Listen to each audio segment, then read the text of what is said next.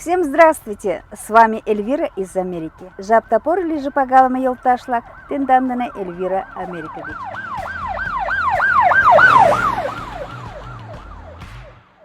Еще 4 месяца тому назад вы, наверное, помните, какие страшные землетрясения были в Турции. И после этого землетрясения мне попалась статья от русской службы BBC.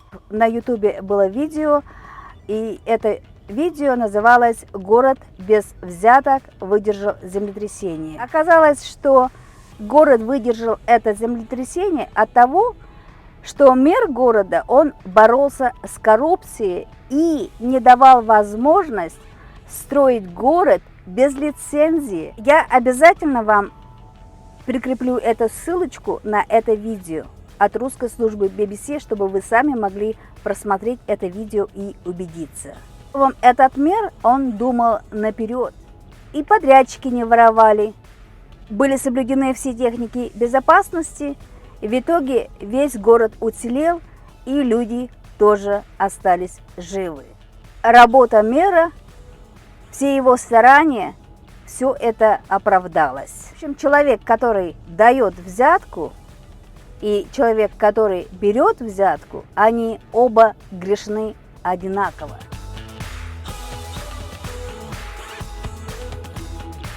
Давным-давно мне сказали, что я за 2 года, то, что я вожу ребенка в школу, даже гуся не принесла.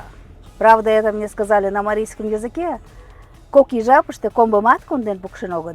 у меня сразу же вырвалось. Я сразу тут сказала: гуся-то и для себя нет, не только для вас.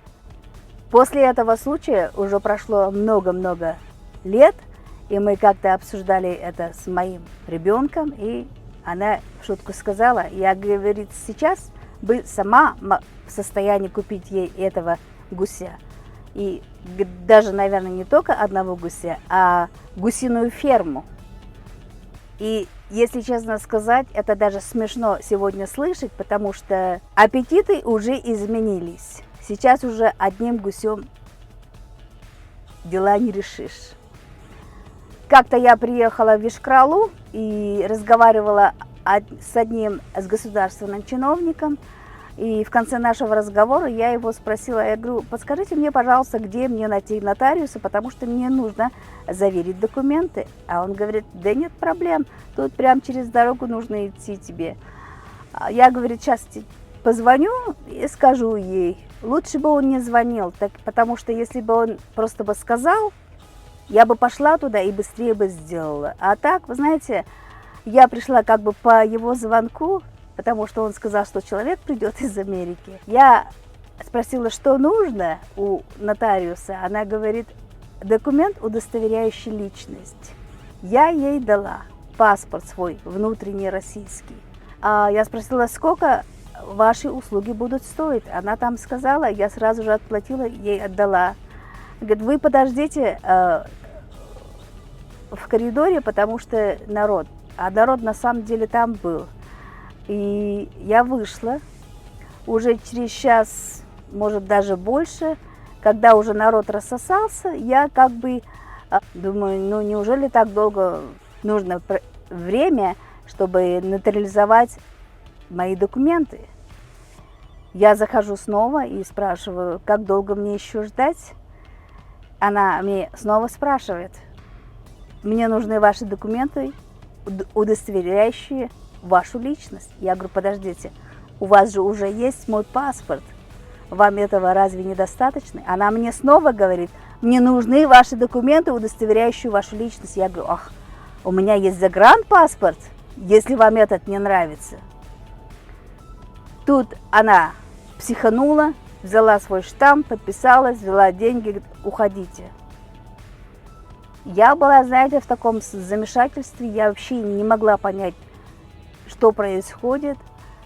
Я забрала своих оба паспорта, документы все, вышла и, знаете, в таком была в ступоре и стояла, думала, чего ей вот, ну не поняла.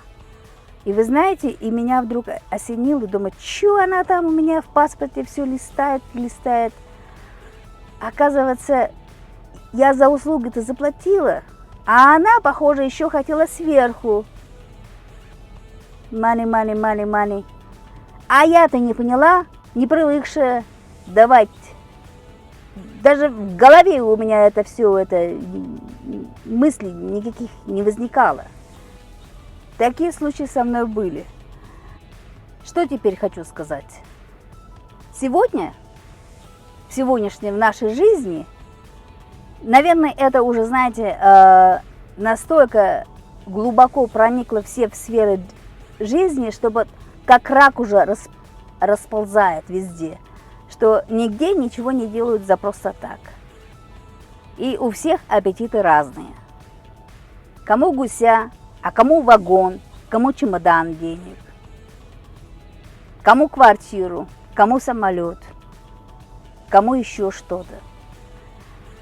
И я не знаю, честно сказать, насколько это все, к какому концу, в конце концов, это все приведет. Это разрушает нашу жизнь, вашу жизнь. И хочется ли нам жить в такой разрушенной жизни?